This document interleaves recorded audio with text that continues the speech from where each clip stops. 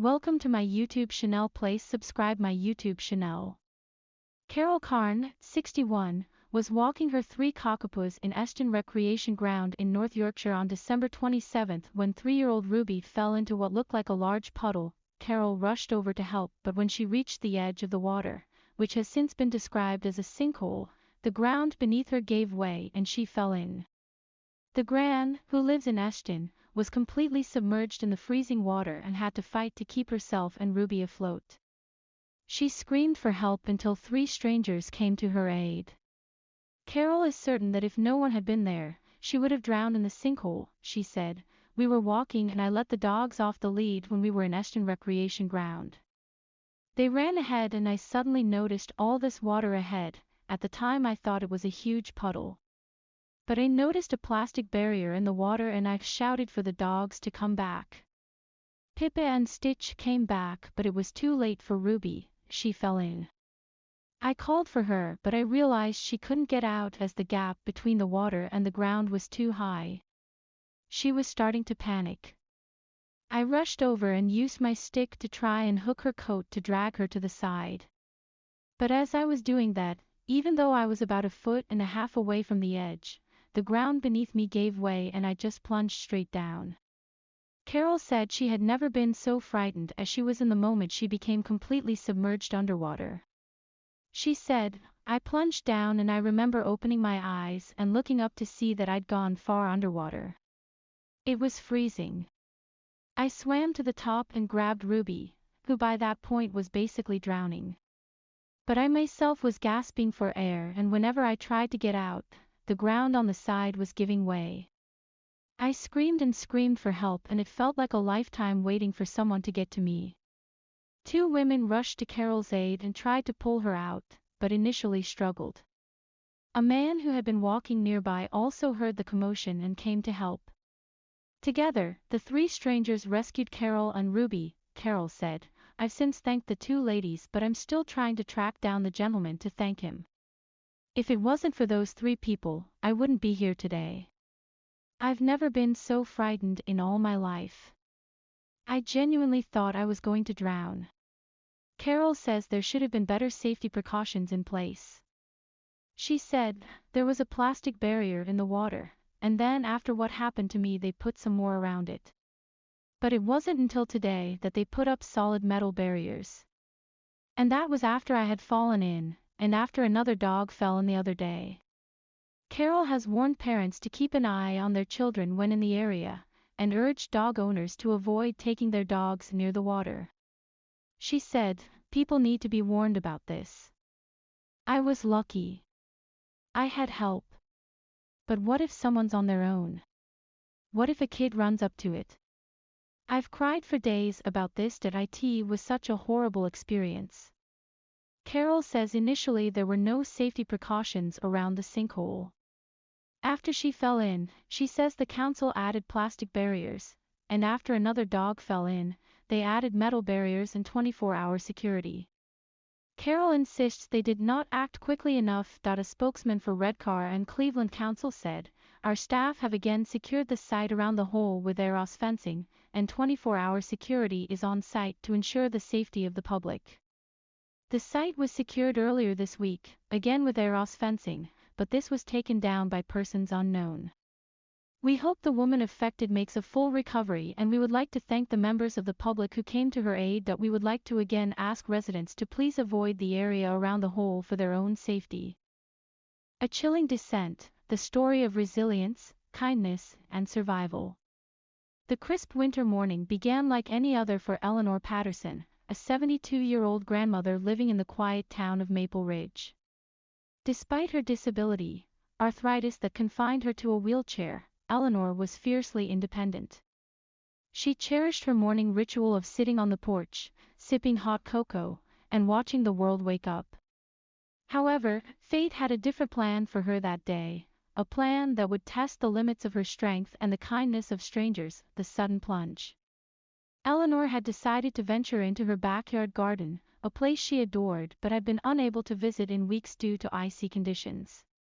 The garden was her sanctuary, a patch of earth filled with vibrant flowers in the spring and glistening frost in the winter.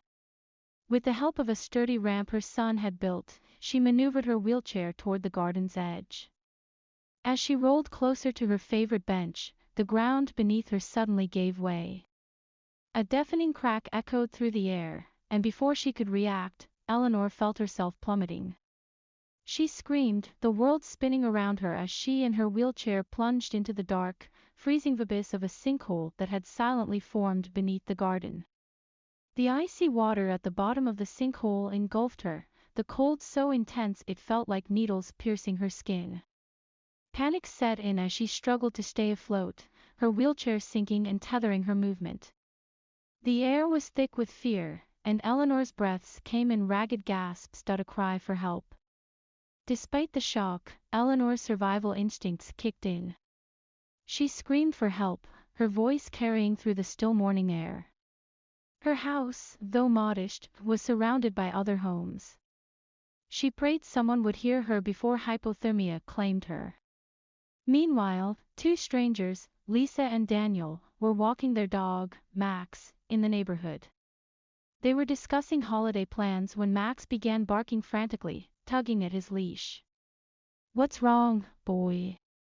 Lisa asked, but Max wouldn't stop pulling. They decided to follow him.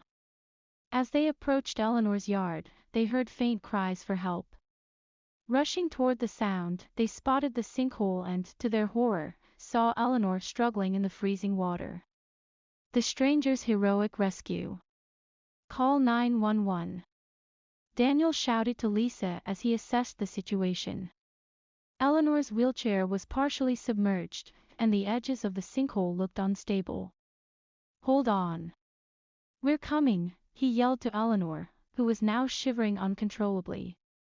Lisa, shaking but focused, dialed emergency services and explained the situation.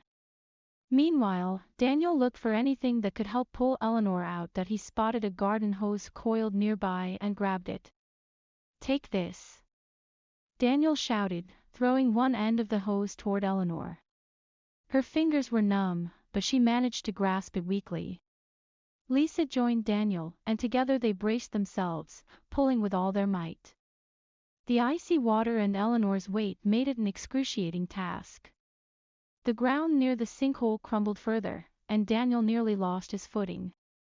"Don't let go," Lisa cried, tears streaming down her face. It felt like hours, but was only minutes before they managed to drag Eleanor to the edge of the sinkhole.